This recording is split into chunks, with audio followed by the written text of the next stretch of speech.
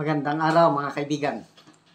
Gusto kong i-share sa inyo ang pahayag ng isa sa mga leaders ng Maisog Croatia tungkol sa mga pinagsasabi ni Josek Claire Castro, yung plano na Zero Remittance Week, na magugutom ang pamilya nyo, mahinahon lang kayo. Ang galing magsalita.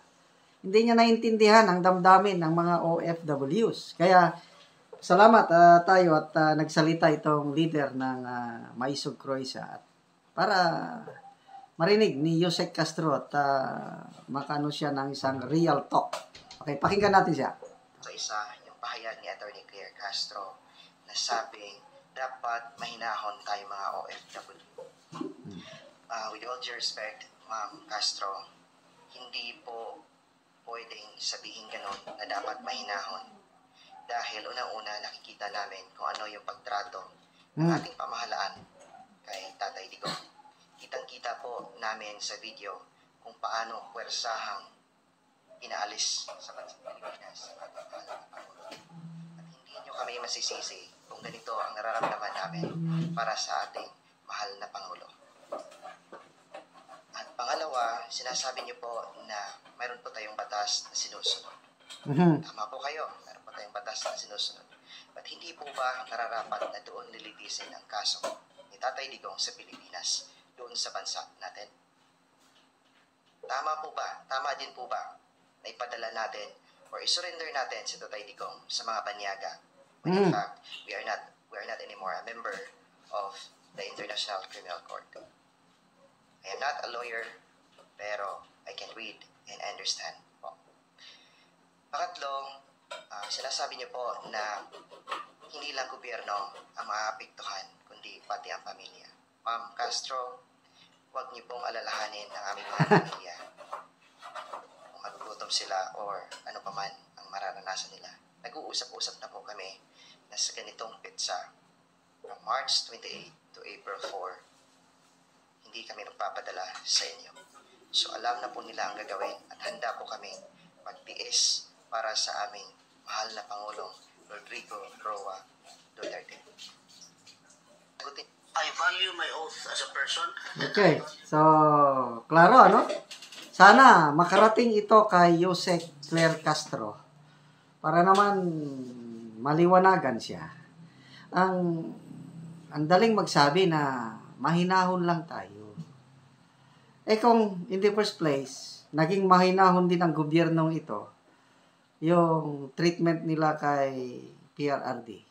Pero mo, napakapagod na biyahe. Galing ka ng Hong Kong, mag-80 years old na. Hindi man lang nila pinagpahinga ang ating presidente. Kahit man lang sana pinauwi sa Davao, magkuha ng mga gamit. Wala. Kakalad ka rin ko yan. Sabi nila. So tapos sabi nila ngayon, mahinahon lang kayo. Sana intindihin nyo naman ang nararamdaman ng mga OFWs nating kababayan. At ito, it's just one way of expressing their sentiments. Sabi ng isang presidential advisor, mag-isip-isip daw ang mga OFWs. Kung sinong nag-advise sa kanila, baka daw tanggalin ng Kongreso ang mga tax privileges ng mga OFWs. Anong tingin nila sa mga OFWs? Hindi nag-iisip na kailangan ba nila na may political personalities na mag-advise. Ganon kasi ang tono ni Secretary Enrique na para bang nasulsulan lang mga OFWs na walang sariling desisyon, walang sariling damdamin, walang sariling pag-iisip kung anong dapat gawin, kailangan pa na may magsulsul. That's adding insult to injury. Sabi, yung may sinusunod na batas. Very clear ang batas, ICC Rules, Article 59. Dapat madala si PRRD sa isang competent judicial authority. Ginawa ba nila yon? Wala. Tapos, sinusunod ang batas. Sinong maniniwala sa inyo ngayon yan? Magugutom pamilya. Concern kayo sa pamilya ng OFWs. o concerned kayo sa mangyayari sa bansa. Kasi, yung isang linggo daw, estimate lang ito isang linggo na hindi magpapadala ng OFWs. It will cost 100 millions of dollars ang kantidad nun. Kasi sa isang taon, maabot 38 billion US dollars ang remittance ng OFW last year.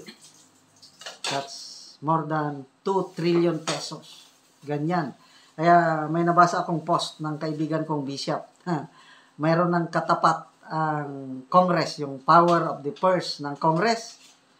OFW lang pala ang katapat. Kaya natataranta ang Malacanang itong planong ito na nung una, may babala. Nagbabala ang palasyo. Mamaya binago nila. Nananawagan ang palasyo. Mamaya binago na naman. Umaapila ang palasyo.